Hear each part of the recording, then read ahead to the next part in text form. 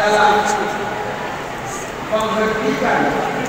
usaha-usaha yang itu atau membuka warung selama pelaksanaan ibadah atau sholat tarawih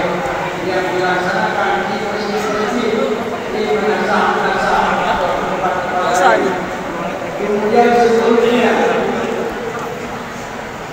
dilarang menjual orang tua